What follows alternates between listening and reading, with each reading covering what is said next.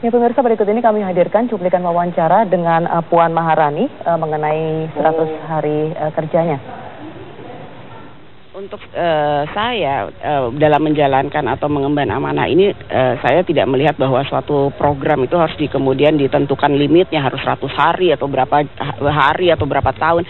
Tapi yang pasti bagaimana kemudian program-program yang ditugaskan oleh Presiden nanti dalam sidang kabinet yang pertama itu kemudian bisa kemudian tetap berjalan dengan baik, kemudian diterima oleh rakyat dengan baik dan tetap bisa dilanjutkan bukan hanya oleh pemerintahan ini tapi juga pemerintahan yang akan datang. Bagaimana kesinambungan semua program itu tidak hanya hari ini pemerintahannya siapa, kemudian dalam pemerintahan yang akan datang tidak dilaksanakan. Jadi yang kami inginkan adalah jangan kita kemudian terlalu berjanji akan suatu hal yang kemudian belum kita lakukan. Ini kan pelantikan saja masih dilakukan besok, kemudian apa yang menjadi penugasan khususnya itu masih akan dilakukan setelah Presiden memberikan arahannya. Jadi yang pasti amanah ini insya Allah akan saya lakukan dengan sebaik-baiknya. Ibu Puan, saya ingin mendengar sedikit mungkin, karena besok dilantik begitu, pandangan Ibu Puan sendiri terkait dengan pengembangan manusia di Indonesia itu seperti apa? Ya, yang pasti itu kan pengembangan manusia itu yang harus kita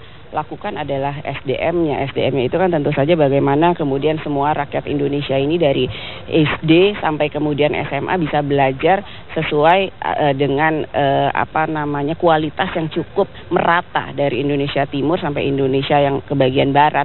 Itu kan sekarang satu hal yang cukup berat yang harus kita perjuangkan, bahwa kemudian belum seluruh rakyat Indonesia bisa menikmati pendidikan secara merata. Yang kedua tentu saja sehat. Gimana kita mau belajar kalau kita nggak sehat? Jadi juga kesehatan itulah yang menjadi tugas utama kita, bahwa manusia-manusia Indonesia ini dalam mengembangkan cara berpikirnya itu ya tentu saja harus sehat jasmani dan rohani. Ibu, terakhir ini tidak hanya disiplin terkait dengan pengembangan manusia saja tapi juga dengan kebudayaan Indonesia ini sendiri. Kalau terkait dengan kebudayaan seperti apa? Begitu cara kita tidak hanya mengembangkan tapi juga menjaga begitu. Ya, nasionalisme itu yang harus kita kedepankan, bahwa kebudayaan-kebudayaan yang ada di Indonesia ini dengan kulturnya yang berbeda-beda, kita harus tetap menjaga rasa atau kekhasan dari kultur tersebut. Jadi biarpun sekarang ini zaman globalisasi, buat saya sangat penting lah rasa nasionalisme khususnya di bidang kebudayaan ini kita tetap pertahankan. Bang Egy, tadi di segmen sebelumnya Anda sempat menyebutkan bahwa ada menteri-menteri yang bercerita ketika sudah dipanggil sama Pak Presiden Joko Widodo, ditanya kompetensinya apa ya? Kalau menurut Anda, Mbak Puannya ditanya apa enggak ya kompetensinya apa?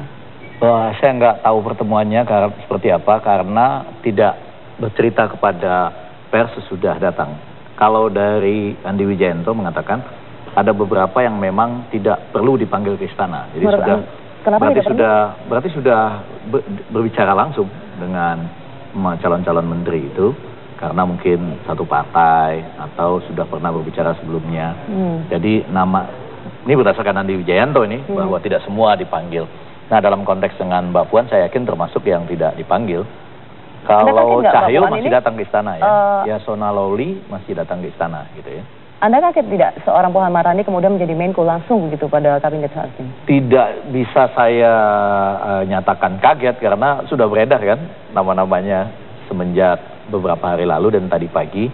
Ketika melihat nama-nama tersebut beredar yang membuat saya kaget justru Marwara Sirait tidak ada di posisi Menkominfo katanya dari jam 10 sampai jam 12 tadi.